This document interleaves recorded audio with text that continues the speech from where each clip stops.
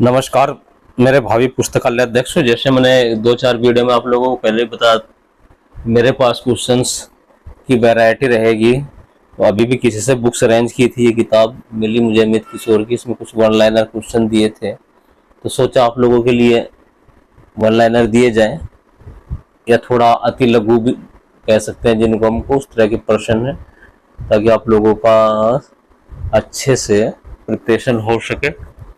तो शुरुआत करते हैं आज की वीडियो का। लास्ट तक बने रहे, क्वेश्चंस अच्छे हैं। हाँ, स्किप करेंगे, कुछ ना कुछ लॉस करेंगे अपना ही। ज्ञान किसका समग्र रूप होता है?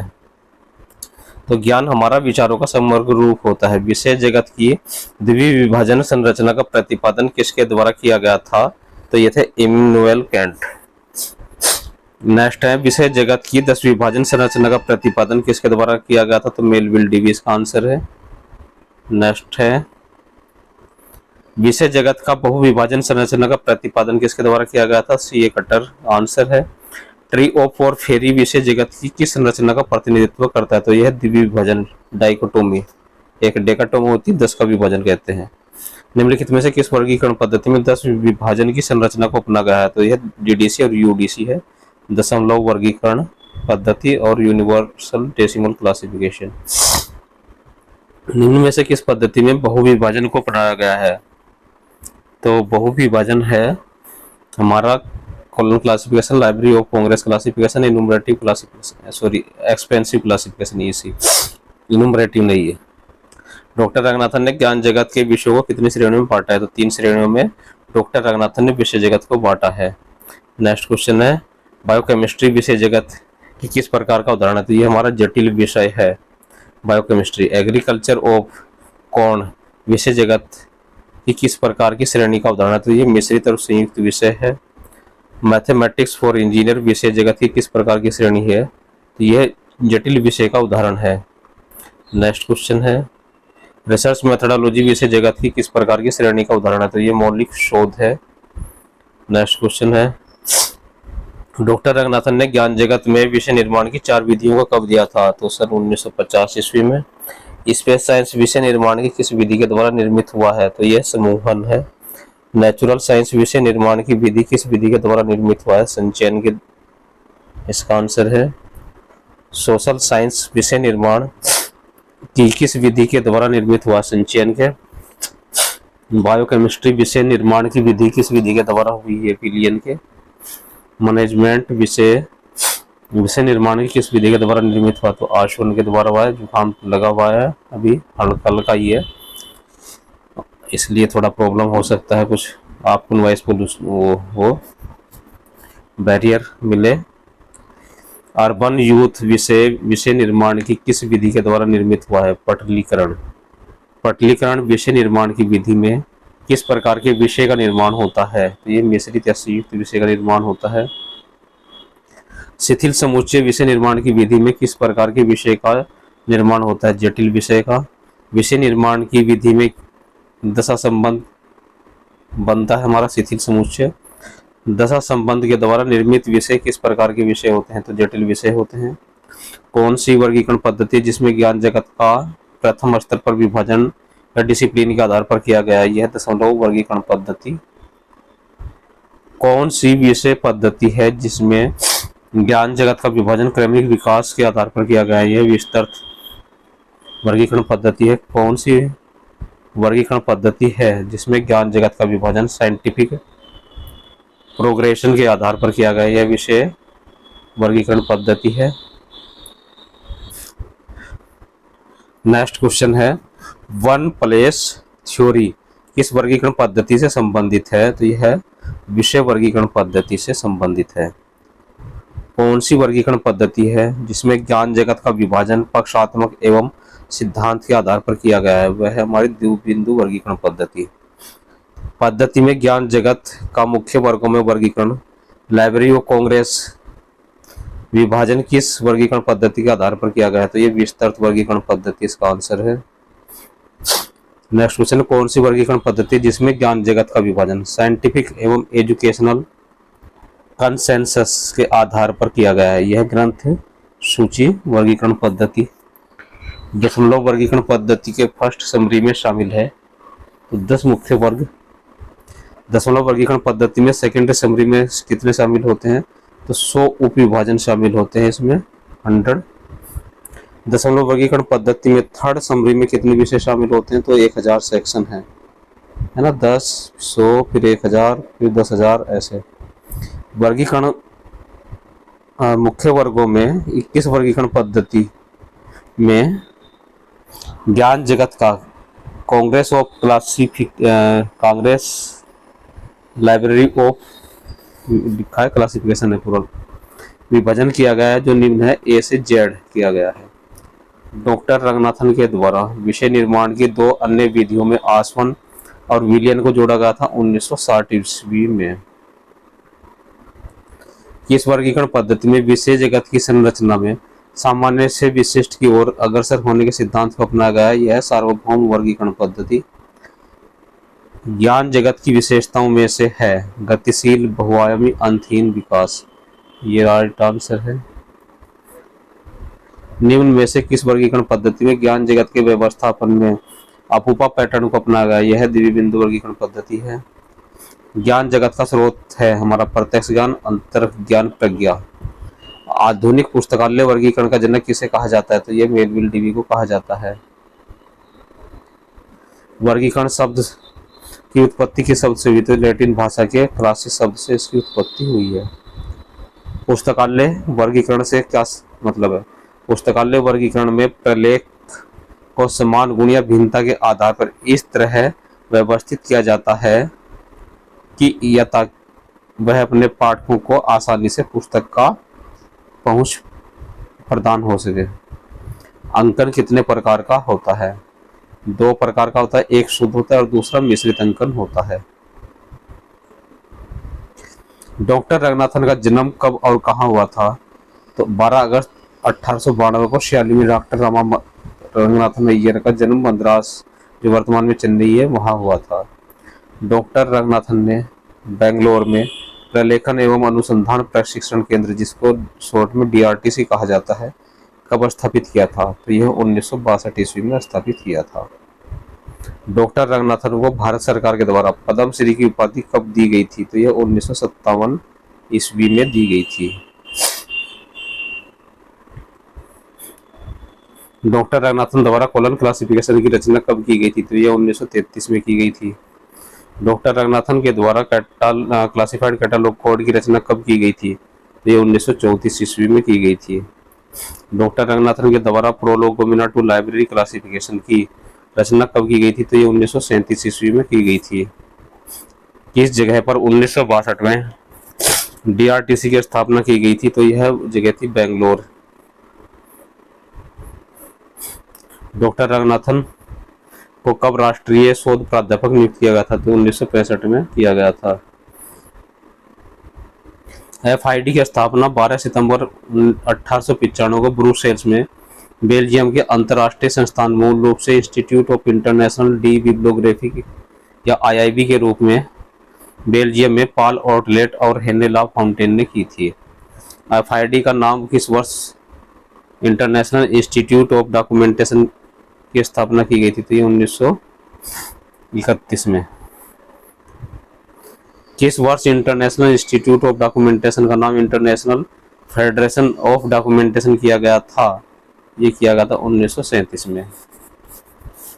FID का नाम किस वर्ष इंफॉर्मेशन शब्द जोड़कर the international federation for information and documentation किया गया? ये किया गया 1988 में। अगला है, किस वर्ष ISBN प्रदान करने वाली राजा राममोहन राय एजेंसी का ऑफिस RRNA का ऑफिस दिल्ली स्थानांतरित किया गया था? 2011 में। अमेरिकन लाइब्रेरी एसोसिएशन स्थापित हुआ था 1876 में। लाइब्रेरी एसोसिएशन UK कब स्थापित हुआ? 1877 में। स्पेशल लाइब्रेरी एसोसिएशन की स्थापना हुई थी 1909 में। से लिब्रा मैट्रिक्स शब्द की अवधारणा का विकास किसके द्वारा किया गया था? तो ये किया गया था रंगनाथन के द्वारा। इंडियन नेशनल बिब्लियोग्राफी INB का निर्माण कार्य कब प्रारंभ हुआ था? तो यह 1957 में शुरू हुआ था और इसका प्रथम प्रकाशन कब आया था? 1958 में। सेरल से क्या तात्पर्य है? इसका पूरा नाम है हमारा Sarada Ranganathan endowment for library science. Colon classification का वर्तमान में यही पब्लिशर है। पुस्तकालय शिक्षा के लिए वर्तमान में पुस्तकालय शिक्षा के लिए मेलविल डीवी के द्वारा स्कूल ऑफ लाइब्रेरी इकोनॉमी की स्थापना किस वर्ष की गई थी? तो यह 1887 में की गई थी। ठीक है दोस्तों, अगले क्वेश्चन की ओर बढ़ते हैं। पुस्तकालय शिक्षा के लिए स्कूल ऑफ लाइब्रेरी इकोनॉमी की स्थापना किस विश्वविद्यालय के द्वारा की गई थी? तो ये कोलंबिया यूनिवर्सिटी। और आज की वीडियो से केवल ऑब्जेक्टिव टाइप क्वेश्चन, उसके 4-4 3-3 जो ऑप्शन हो सकते हैं वो तैयार हो जाएंगे। लास्ट तक बने रहे, वीडियो थोड़ा मैराथन क्लास है तो इसलिए आप लोग बने रहें। पुस्तकालय शिक्षा के लिए स्कूल ऑफ लाइब्रेरी इकोनॉमी की स्थापना किस विश्वविद्यालय के द्वारा की गई थी? तो यह कोलंबिया यूनिवर्सिटी के द्वारा की गई थी। 1915-16 में किसके द्वारा पंजाब विश्वविद्यालय में पुस्तकालय विज्ञान शिक्षा में डिप्लोमा कोर्स शुरू हुआ था? तो आसाडान डिकेंसन इसका आंसर है। फ्रेंड्स, बार बार बोल रहा हूँ कि मैराथन क्लास है, लास्ट तक बने रहे। क्वेश्चन बड़े अच्छे हैं और स्किप करेंगे तो बहुत सारा कुछ छोड़ देंगे। भारत में डीडीसी का उपयोग पंजाब विश्वविद्यालय के पुस्तकालय द्वारा शुरू किया गया था। आसाडान डिकेंसन ने वहाँ कराया था।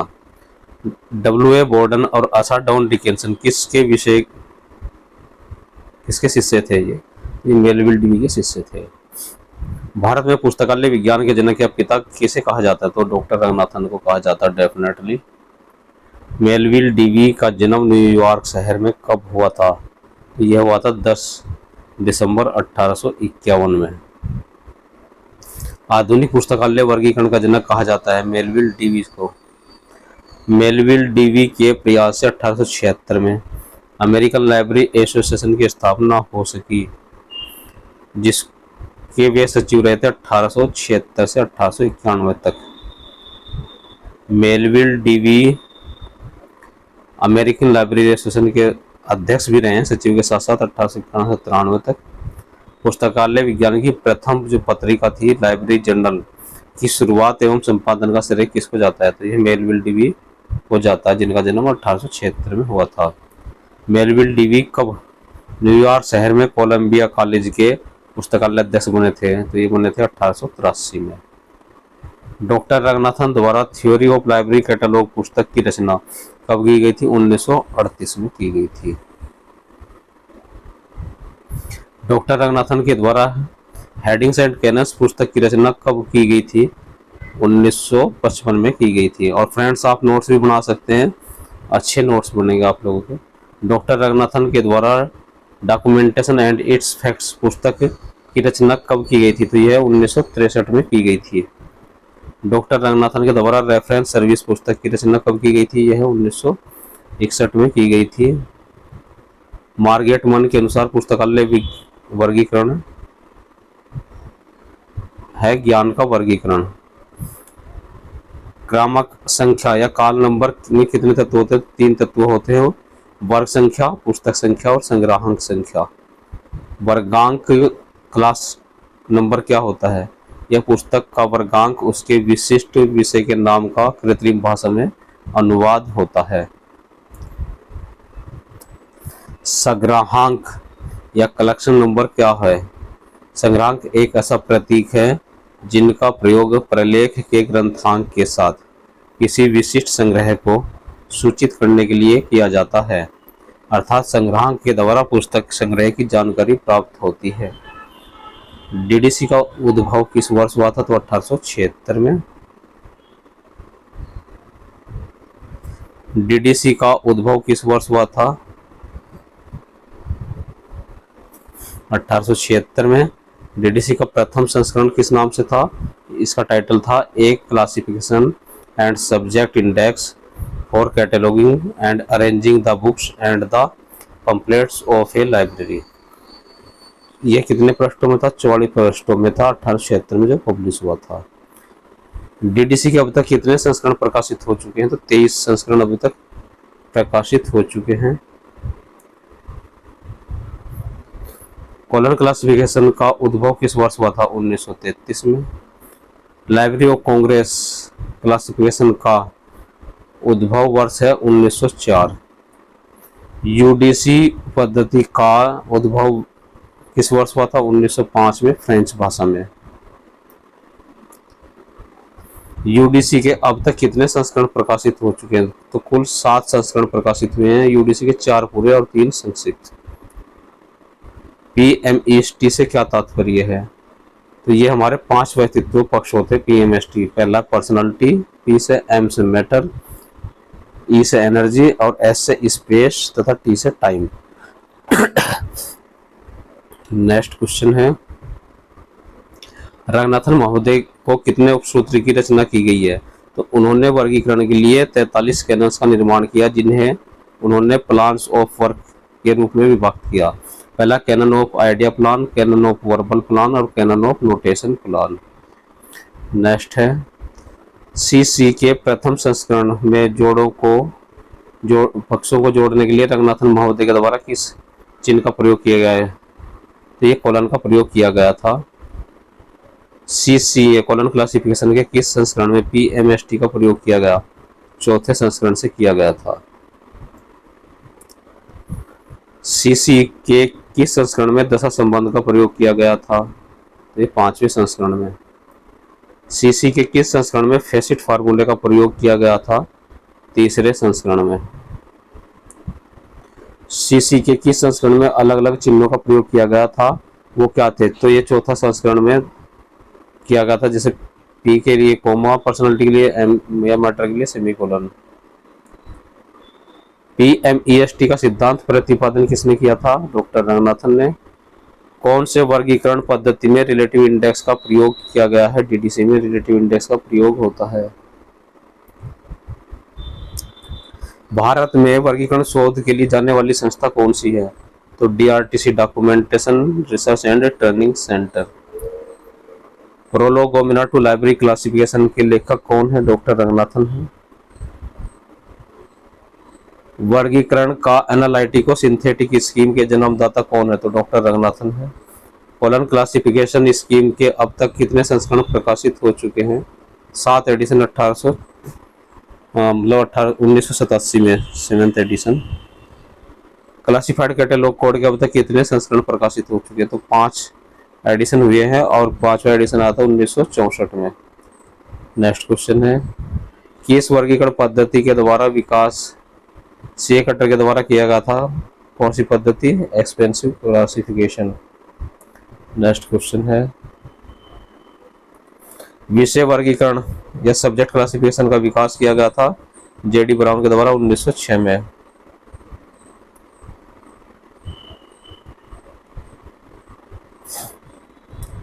डीडीसी में कौन सी अंकन पद्धति या नोटेशन सिस्टम का उपयोग किया गया है? शुद्ध अंकन का। 5 मूलभूत श्रेणियों का संक्षिप्त नाम क्या है? तो पीएमएसटी है। पक्ष फेसिट या विश्लेषण का जो फेसिट एनालिसिस है का प्रयोग किसके द्वारा किया गया था? तो डॉक्टर रंगनाथन के द्वारा फेसिट एनालिसिस या पक्ष विश्लेषण का प्रयोग किया गया था। वर्गीकरण शोध समूह क्लासिफिकेशन रिसर्च ग्रुप कहाँ स्थापित है? तो ये लंदन यूके में स्थापित है। कब हुआ था? 1952 में। पुस्तक व्यवस्थापन के लिए अपूपा पैटर्न के सिद्धांत का प्रतिपादन किसने किया था? तो डॉक्टर एसआर रंगनाथन ने किया था। अपूपा पैटर्न या पद्धति किससे संबंधित है? तो ये वर्गीकरण और पुस्तकों के सेल पर सहायक क्रम में व्यवस्थापन से संबंधित है। आधुनिक पुस्तकालय वर्गीकरण का पिता कहा जाता है मेलविल डीवी को। बिब्लियोग्राफिक वर्गीकरण पद्धति का विकास किया था एच बुलिस ने 1935 में। यूडीसी में किस प्रकार के अंकन का प्रयोग किया गया है? तो वो हमारा मिक्स्ड या मिश्रित अंकन है। मेलविल डीवी का जन्म और मृत्यु कब हुई थी? तो मेलविल डीवी का जन्म 10 दिसंबर 1851 को और मृत्यु 26 दिसंबर 1931 को। एक ही पक्षों या फेसिट के 2 एकल आइसोलेट के बीच का संबंध क्या कहलाता है? तो ये इंट्राफेसिट कहलाता है। यूडीसी का निर्माण का श्रेय किसको जाता है? तो हेनरी ला फाउंटेन और पॉल आउटलेट को जाता है। यूडीसी का निर्माण किस सम्मेलन की उपज है? तो यह इंटरनेशनल कॉन्फ्रेंस ऑफ बिब्लियोग्राफिक जो ब्रुसेल्स में हुई थी उसका। सीसी का छठा संस्करण कितने भागों में विभक्त है? तो कोलन क्लासिफिकेशन 3 भागों में विभक्त है, छठा संस्करण। डीडीसी का 18वां संस्करण कितने खंडों में था? तो 3 खंडों में था डीडीसी का 18वां संस्करण। डीडीसी का 19वां संस्करण भी 3 खंडों में था। डीडीसी का 20वां संस्करण 4 खंडों से शुरू हुआ। डीडीसी का 21वां संस्करण भी 4 खंडों में है। डीडीसी का 22वां संस्करण कितने खंडों में? ये भी 4 खंडों में। डीडीसी का 23वां संस्करण कितने खंडों में? 4 खंडों में है। मार्क प्रोजेक्ट में कौन सी संस्था जुड़ी है? तो इफ्ला और एलसी जुड़ा है मार्क के लिए। भारत में वर्गीकरण शोध से संबंधित संस्था है डीआरटीसी। किसने कहा है notation as a short hand sign? तो यह है ईसी रिचर्डसन ने कहा है। फोनिक शेड्यूल किस वर्गीकरण पद्धति की विशेषता है? तो यह डीडीसी की है। डीडीसी का 23वां संस्करण कब प्रकाशित हुआ था? 2011 में हुआ था। डीडीसी में ज्ञान जगत को कितने मुख्य वर्गों में विभाजित किया गया है? तो 10 मुख्य वर्गों में विभाजित किया गया है। यूडीसी में ज्ञान जगत को 10 मुख्य वर्गों में विभाजित किया गया, परंतु 4 मुख्य वर्ग खाली रखा गया है।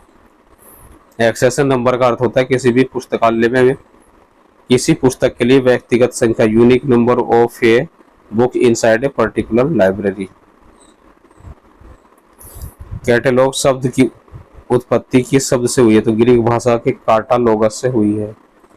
पुस्तकालय संग्रह की कुंजी किसे कहा जाता है? तो पुस्तकालय सूची को। पुस्तकालय सूची के उद्देश्यों को सर्वप्रथम किसने सूचीबद्ध किया था? चार्ल्स एमी कटर ने 1876 में। बिब्लियोग्राफी शब्द की उत्पत्ति किस शब्द से हुई? तो ग्रीक भाषा के बिब्लियोन शब्द से इसकी उत्पत्ति हुई है। पुस्तकालय सूची और ग्रंथ सूची में क्या अंतर है? पुस्तकालय सूची पुस्तकालय मौजूद पुस्तकों की सूची है, वहीं ग्रंथ सूची सामान्य पुस्तकों की सूची होती है। ब्रिटिश म्यूजियम कोड का प्रकाशन कब किया गया था? तो एंथोनी पेन जी ने, जो ब्रिटिश म्यूजियम के फर्स्ट लाइब्रेरियन थे, उन्होंने सूचीकरण के लिए 91 या 91 नियमों का निर्माण किया था, जिन्हें म्यूजियम कोड के नाम से जाना जाता है, और 1841 में ये प्रकाशित हुए थे। रूल्स फॉर डिक्शनरी कैटलॉग का प्रकाशन किस वर्ष किया गया था? तो यह चार्ल्स एमी कटर के द्वारा 1876 में किया गया था, जिसमें नियमों की संख्या 205 है। एंग्लो अमेरिकन कैटलॉग कोड का प्रकाशन किस वर्ष किया गया था? एंग्लो अमेरिकन कैटलॉग कोड का निर्माण 1908 में किया गया था। Anglo American cataloguing rules 1 ACR 1 का प्रकाशन किस वर्ष किया गया था? 1967 में। ISBD का प्रथम संस्करण किस वर्ष किया गया था? तो ISBD M का 1971 में प्रस्तावित तथा प्रथम संस्करण 1974 में किया गया था। 2 ऑप्शन आ सकते हैं, कभी तो कर सकते हो आप 71 भी, नहीं तो 74 राइट आंसर है। पुस्तकालय सूची का माप क्या होता है? तो 5 इंच गुना 3 इंच होता है, 12.5 गुना 7.5 सेंटीमीटर। सूची का कौन सा स्वरूप real time interactive retrieval system कहलाता? तो ओपेक है। मार्क 1 की शुरुआत हुई थी 1966 में। मार्क 2 लॉन्च हुआ था 1969 में। मार्क 21 का उद्घाटन किस वर्ष हुआ था? 1999 में। यूएस मार्क और केन मार्क को मिलाकर मार्क 21 का उद्भव हुआ था। कभी कभी आ जाता है कि किनके विलय से हुआ है। सीसीएफ का प्रकाशन किस वर्ष हुआ था? तो सीसीएफ का जो प्रकाशन था, प्रथम प्रकाशन इसका हुआ था 1984 में, दूसरा संस्करण का प्रकाशन हुआ 1988 में। AACR 2 के अनुसार मुख्य प्रविष्टि में कुल कितने अनुच्छेद होते हैं? तो 8 अनुच्छेद होते हैं। कोलन क्लासिफाइड कैटलॉग कोड के अनुसार मुख्य प्रविष्टि में कुल कितने अनुच्छेद होते हैं? तो कुल 6 अनुच्छेद CCC में होते हैं। AACR 2 में 8 होते हैं। AACR 2 में शीर्षक भाग हेतु किस पद का चयन किया जाता है? तो प्रावधानों के अनुरूप लेखक, सहकारक संस्था, कॉर्पोरेट बॉडी या आख्या तथा टाइटल। CCC में शीर्षक हेतु किस पद का चयन किया जाता है, जो कि लीडिंग सेक्शन में लिखा जाता है। तो यह क्रामक या बोध अंक साल नंबर का।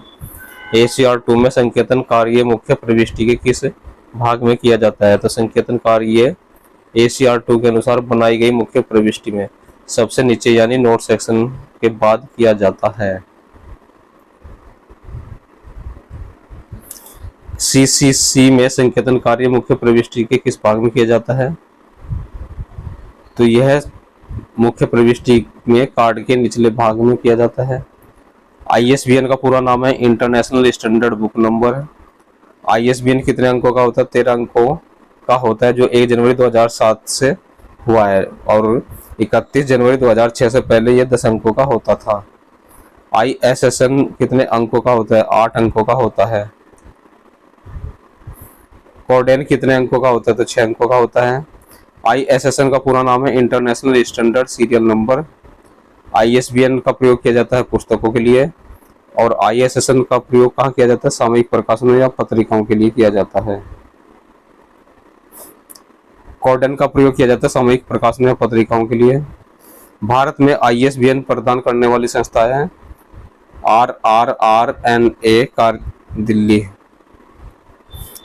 भारत में ISSN प्रदान करने वाली संस्थाएं NSL नेशनल साइंस लाइब्रेरी निश्चय नई दिल्ली। सब्जेक्ट होर्डिंग्स के सिद्धांतों का प्रतिपादन सर्वप्रथम किसने किया था? तो सब्जेक्ट हेडिंग्स के सिद्धांतों का प्रतिपादन CA कटर ने किया था। चार्ल्स सेमी कटर पूरा नाम है। 1876 में कहा आपने रूल्स फॉर डिक्शनरी कैटलॉग में किया था। Library of Congress subject heading शीर्षक सूची का प्रकाशन कब किया गया था? तो LCSS का प्रथम प्रकाशन 1998 में लाइब्रेरी ऑफ कांग्रेस में विषय निर्धारण के लिए किया गया था। नेक्स्ट है हमारा library of Congress subject heading का वर्तमान में कौन सा संस्करण प्रकाशित है? तो 2022 में इसका 44वां संस्करण PDF में पब्लिश हुआ था। PDF फॉर्मेट में उपलब्ध है वो। Shares list of subject heading SLSH का प्रथम प्रकाशन किस वर्ष किया गया था? तो shares list of subject heading का सर्वप्रथम प्रकाशन 1923 में शेयर्स महोदय के द्वारा किया गया था। Shares list of subject heading किस प्रकार के पुस्तकालयों के लिए उपयोगी है? तो ये छोटे और मध्यम आकार के पुस्तकालयों के लिए उपयोगी है। CCF कॉमन कम्युनिकेशन फॉर्मेट का विकास किसके द्वारा किया गया था? तो यूनेस्को के द्वारा किया गया था। विषय शीर्षक निर्माण के लिए रंगनाथन के द्वारा विकसित श्रृंखला प्रक्रिया चेन प्रोसीजर का उद्भव किस वर्ष हुआ था? तो ये 1938 ईस्वी में अपनी पुस्तक थ्योरी ऑफ लाइब्रेरी कैटलॉग श्रृंखला प्रक्रिया में विषय निर्माण के कितने चरण होते हैं? तो 6 चरण होते हैं। परिनेटल कैटलॉगिंग शब्द रंगनाथन शब्द का प्रयोग सर्वप्रथम किसने किया था? तो डॉक्टर रंगनाथन ने किया था। यूनिट्रम इंडेक्स कब और किसके द्वारा विकसित किया गया था? तो ये मार्टिमोर टोबे के द्वारा 1953 में किया गया था। क्लासिफाइड कैटलॉग कोड में संकेतन बाईं ओर के हिस्से को किसके लिए छोड़ा जाता है? तो क्रॉस रेफरेंस एंट्री के लिए छोड़ा जाता है। ISBD का निर्माण किस संस्था के सहयोग से हुआ था? तो IFLA के सहयोग से ISBD का निर्माण हुआ था। सर्वप्रथम कंप्यूटराइज्ड इंडेक्सिंग की शुरुआत का श्रेय किसको है? तो HP लोहन को है। OCLC का नेटवर्क कहाँ स्थापित है? तो ओहियो USA में। OCLC का पूरा नाम है ऑनलाइन कंप्यूटर लाइब्रेरी सेंटर, जो पहले ओहियो कॉलेज लाइब्रेरी सेंटर के नाम से जाना जाता था।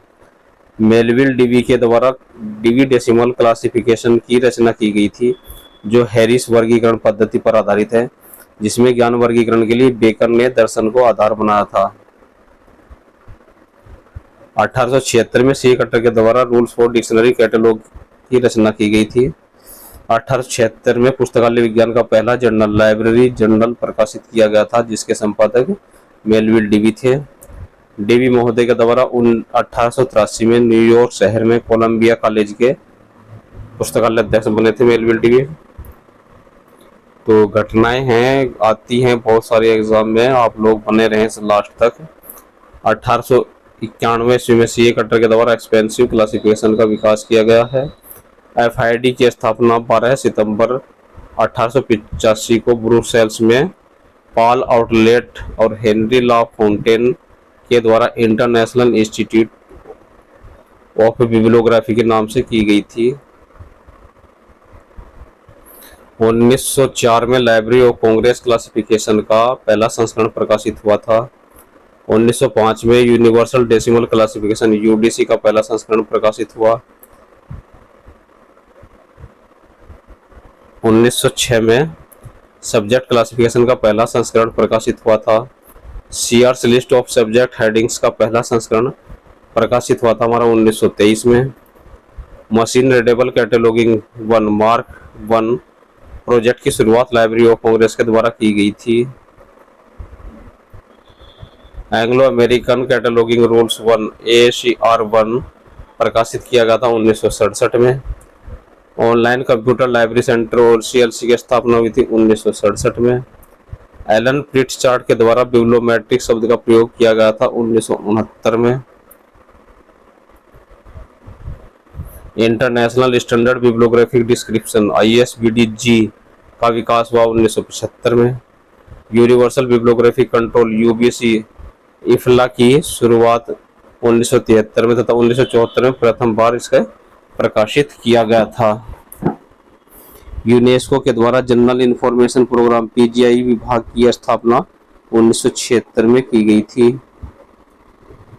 इफ्ला के द्वारा यूनिवर्सल मशीन रीडेबल कैटलॉग यूनिमार्क का विकास किया गया था 1977 में। American cataloguing rules second ACR 2 का निर्माण हुआ 1978 में। Universal availability of publication UAP को प्रकाशित किया गया था 1982-83 में। यूनेस्को के द्वारा 1984 में कॉमन कम्युनिकेशन फॉर्मेट या CCF को प्रकाशित किया गया था। मेलविल डीवी 1989 में न्यूयॉर्क स्टेट लाइब्रेरी के निदेशक भी बने थे। 1995 में डबलिन कोर मेटाडाटा का विकास किया गया है। 2000 में इस वर्ष इंडियन नेशनल बिब्लियोग्राफी INB को पहली बार कंप्यूटरीकृत रूप में प्रकाशित किया गया था। सन 2002 में FID को विघटित कर दिया गया। जनवरी 2007 से ISBN संख्या को 10 डिजिट से बढ़ाकर 13 डिजिट का कर दिया गया है। 2011 में DDC का 23वां संस्करण प्रकाशित हुआ था। 2011 में international standard book number ISBN प्रदान करने वाली संस्था राजा राममोहन राय नेशनल एजेंसी का मुख्यालय कलकत्ता से दिल्ली स्थानांतरित कर दिया गया था। 2012 में DDC का 15वां संस्करण प्रकाशित हुआ था। कॉपीराइट एक्ट 1957 का अद्यतन संशोधन वर्ष 2012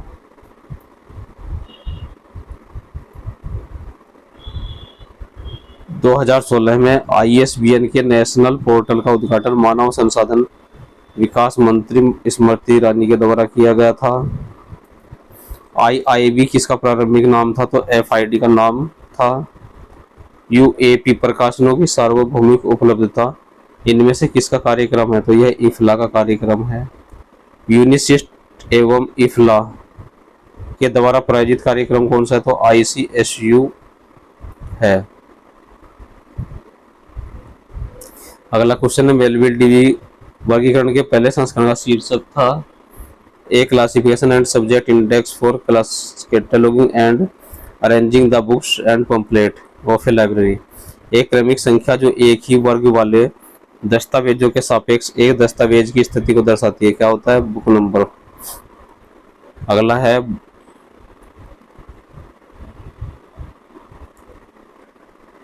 बायोकेमिस्ट्री, बायोफिजिक्स और बायोटेक्नोलॉजी आदि विषयों के गठन की किस विधि का उदाहरण है? तो ये फ्यूजन का है। यूडीसी में इक्वल टू चिन्ह के बराबर उपयोग जोड़ने के लिए किया जाता है। भाषा का सामान्य सहायक। मैराथन क्लास है, बोर मत हो दोस्तों, अच्छे क्वेश्चन हैं, बने रहे। यूनिवर्सल दशमलव वर्गीकरण यूडीसी उदाहरण है ऑलमोस्ट फेस्टेड स्कीम का। सोए तो नहीं हो, छोड़कर मत जाना, नहीं तो पछताओगे। ब्रॉड सिस्टम ऑपरेटिंग और स्विचिंग लैंग्वेज को किसके द्वारा विकसित किया गया है? तो UNISIST, United nation information system in science and technology और ICSU यूनेस्को इसका आंसर है। जनवरी 1992 में यूडीसी की समग्र जिम्मेदारी यूडीसी कंसोर्टियम के द्वारा संभाली गई है। तब से यूडीसी एक गैर लाभकारी संगठन के रूप में डच कानून के तहत कंसोर्टियम के रूप में संचालित है और इसे यूडीसी के रूप में जाना जाता है, यूडीसी के रूप में जाना जाता है। सी मतलब कंसोर्टियम होगा। UDC master reference file MRF एक डेटाबेस है जिसमें प्रशासन, रखरखाव, संग्रह के लिए आवश्यक रिकॉर्ड के साथ यूडीसी का कार्यक्रम शामिल है। यूडीसी का एक अधिकृत संस्करण भी है और इसे यूडीसी कंसोर्टियम के लिए कार्यशील उपकरण के रूप में बनाए रखा गया है। डीडीसी वर्तमान में प्रकाशित किया जाता है फॉरेस्ट प्रेस OCLC के द्वारा।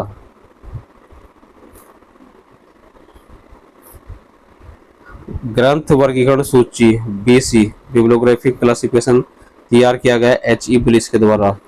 दूसरे स्तर के टाइम आइसोलेट T2 के पहले level time isolate T1 number के साथ फलन वर्गीकरण जोड़ने के लिए कनेक्टिंग सिंबल का उपयोग किया जाता है, तो डॉट का उपयोग किया जाता है। FID CCC में CCC का मतलब होता है केंद्रीय वर्गीकरण समिति या central classification scheme colon classified catalogue code नहीं है, CCC का मतलब यहाँ आ गया समझ में? कंफ्यूज कर देगा सब क्वेश्चन। किस इंडेक्सिंग सिस्टम में रोल ऑपरेटर का उपयोग किया जाता है? तो प्रेसिस में किया जाता है। ISBD ER में ER का अर्थ है इलेक्ट्रॉनिक संसाधन। डब्लिन कोर किससे संबंधित है? तो मेटा डाटा से संबंधित है। एक कैटलॉग कार्ड का मानक आकार होता है 7.5 गुना 12.5 सेंटीमीटर या 5 इंच गुना 3 इंच या 75 mm इंटू 125 mm। एक कैटलॉग कार्ड का मानक मोटाई होती है 0.025 सेंटीमीटर या 0.25 mm। दुनिया में प्रकाशित होने वाला पहला थिजोरस कौन था? रोजेट के थिजोरस थे। पोलन वर्गीकरण के किस संस्करण को फ्रीली फेस्टेड क्लासिफिकेशन स्कीम के रूप में जाना जाता है? 4th, 5th और 6th एडिशन को। पोलन वर्गीकरण के किस संस्करण को फुल्ली फ्रीली फेस्टेड क्लासिफिकेशन के रूप में जाना जाता है? 7th एडिशन को। नवीनतम ISBN संख्या कितने अंक होते हैं? तो 13 अंक होते हैं। Remington rent company of India के द्वारा निर्मित किया जाता है किसे? कार्डेक्स को। उन्नत सूचना खोज और पुनर्प्राप्ति में उपयोग के लिए किए जाने वाले शब्द एंड आर नोट का उपयोग किया जाता है बुलियन ऑपरेटर।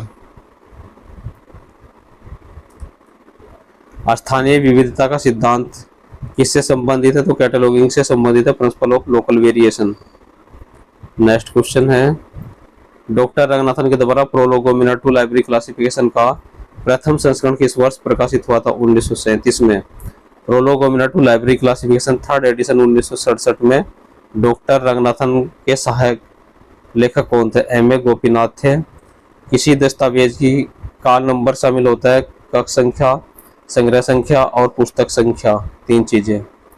नेक्स्ट क्वेश्चन है एंग्लो अमेरिकन AA कोड किस वर्ष प्रकाशित किया गया था? 1908 में।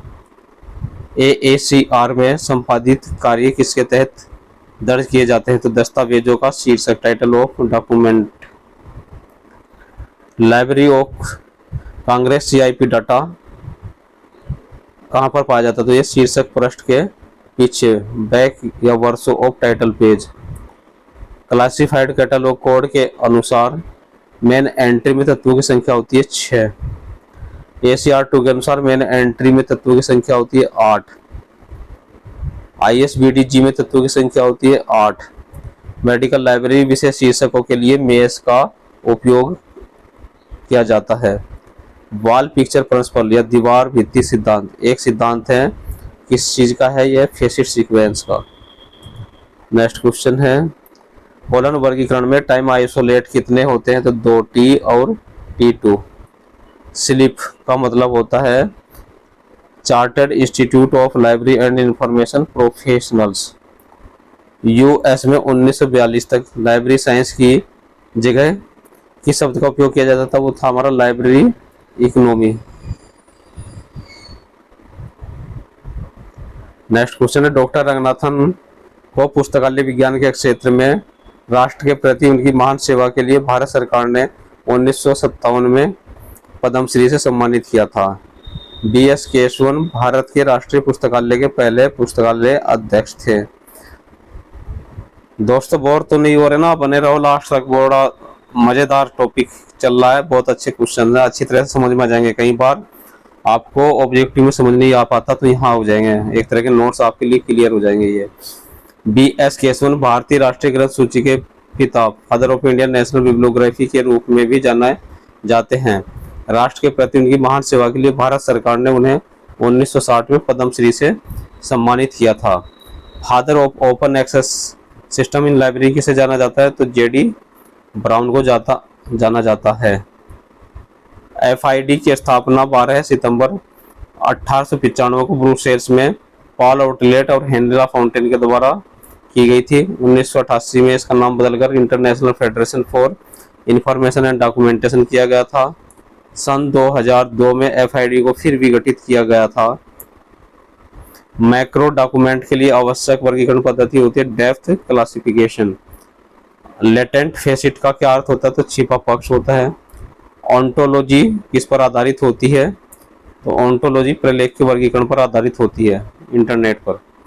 इंफॉर्मेशन रिट्रीवल शब्द का प्रयोग किसके द्वारा किया गया था, तो मूर्स के द्वारा किया गया था।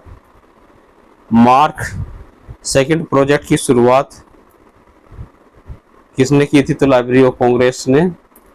ACR2 का नवीनतम स्वरूप कौन सा है, तो RDA रिसोर्स डिस्क्रिप्शन एक्सेस है, जो 2010 में प्रकाशित हुआ था या तब से प्रकाशित हो रहा है। CRG की स्थापना किस सन में हुई थी, तो CRG की स्थापना 1952 में डेरिक आइंस्टीन के द्वारा हुई थी।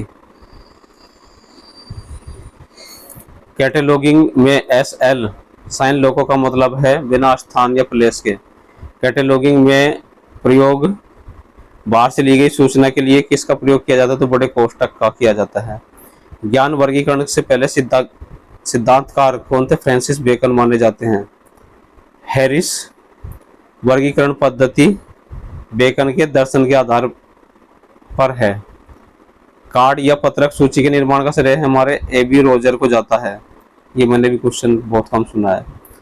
IMSC International Meeting of Cataloguing Principles 1969 को कोपेनहेग में हुई और इसके परिणाम स्वरूप ISBD का विकास हुआ। इसलिए बोलता हूँ बने रहे, कुछ भी स्किप करेंगे तो छूट जाएगा, बहुत अच्छी चीज है। ICCP international conference on cataloguing principles की बैठक 1961 में पेरिस में हुई और इसके परिणाम स्वरूप ACR1 का विकास हुआ है। CC का तीसरा भाग क्लासिक एंड सीक्रेड या स्क्रेड बुक के नाम से संबंधित है। प्रोनाउंसिएशन कई बार इंग्लिश में ठीक से नहीं होता है, तो पढ़ लीजिए उस चीज को। कोडेन एक 6 डिजिट का अल्फा न्यूमेरिक कोड है जिसका उपयोग जर्नल से पीरियोडिकल के लिए किया जाता है। CA कटर का जन्म 14 मार्च 1837 को कहाँ हुआ, बोस्टन में हुआ था। CA कटर 1860 में जिन्होंने हार्वर्ड कॉलेज ऑफ कैटलॉग सहायक के रूप में पुस्तकालय विज्ञान में अपने कैरियर का पहला कदम रखा था। CA कटर 1868 में बोस्टन अथेनम लाइब्रेरी में कटर को अपना प्रमुख लाइब्रेरियन चुना था।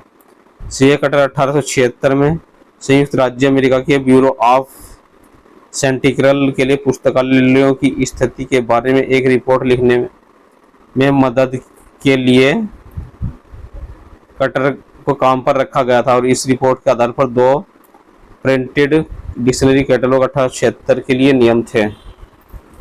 CA कटर ने 1891 से 1993 तक लाइब्रेरी जर्नल के संपादक के रूप में भी कार्य किया है।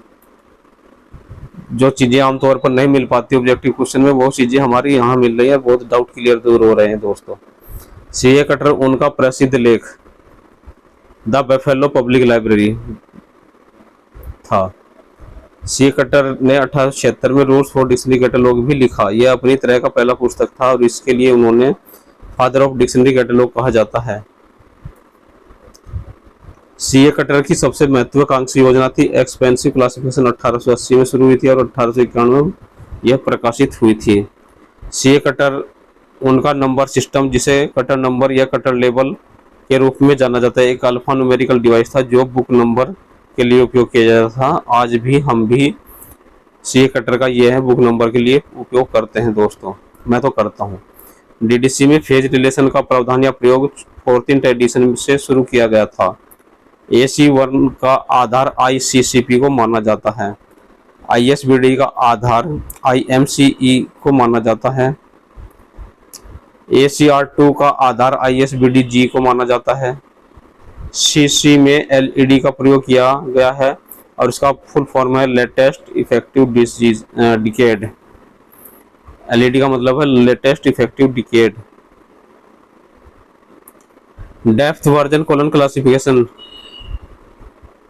के 5th एडिशन जो 1957 में प्रकाशित हुआ था, को 2 भागों में प्रकाशित करने का प्रस्ताव था। पहला था बेसिक वर्जन और दूसरा था डेप्थ वर्जन, परंतु इसका बेसिक वर्जन ही प्रकाशित हो चुका है। सन 2012 में डेप्थ वर्जन को इंडियन स्टैटिस्टिकल इंस्टीट्यूट के द्वारा प्रकाशित किया गया है। ACR2 का कौन सा अध्याय यूनिफॉर्म टाइटल से संबंधित हो? अध्याय 25 संबंधित है। RDA में सूचीकरण से संबंधित नियम किस पर आधारित होता है? FRBR और FRAD पर। RDA को जून 2010 में RDA टूलकिट शीर्षक के तहत American Library Association, Canadian Library Association और Chartered Institute of Library and Information Professional slip के द्वारा एक ऑनलाइन संसाधन के रूप में प्रकाशित किया गया था। RDA के पाठ या टेस्ट 10 खंड होते हैं जो 37 अध्यायों या चैप्टर्स में विभाजित होते हैं, जिसमें 13 परिशिष्ट या अपेंडिक्स और एक शब्दकोश या ग्लोसरी, एक सूचांक होता है। RDA को किसके द्वारा प्रकाशित किया गया? तो इसको American Library Association, Canada Library Association और Chartered Institute Library and Information Professionals के द्वारा प्रकाशित किया गया है। RDA के मेंटेनेंस की जिम्मेदारी किसकी है? तो यह joint steering committee for the development of RDA की जिम्मेदारी है। RDA है तो ऑनलाइन सिस्टम जो यूजर्स को RDA से संबंधित जानकारी प्रदान करती है कहलाता है RDA टूलकिट। पुस्तक का निम्नलिखित में से कौन सा भाग सूचीकरण के लिए उपयोगी होता है? तो संपूर्ण पृष्ठ, टाइटल पेज। पुस्तक की हाफ टाइटल पेज पर कौन सी सूचना देती है? तो सिर्फ आख्या रहती है। पुस्तक की टाइटल पेज पर कौन सी सूचना रहती है? टाइटल का, लेखक का नाम, प्रकाशक का नाम और स्थान। वर्ष ऑफ टाइटल पेज शीर्षक के पीछे पेज में सामान्यतः किस प्रकार की सूचना अंकित होती है? तो यहाँ संस्करण, कॉपीराइट ईयर, पुनर्मुद्रण से संबंधित सूचना, वर्गीकार द्वारा प्रदत्त काल नंबर, CIP डाटा तथा मुद्रक का नाम, पता आदि। अब तो लाइब्रेरी ऑफ कांग्रेस पूरी क्लासिक कैटलॉगिंग ही डाल देता वहां।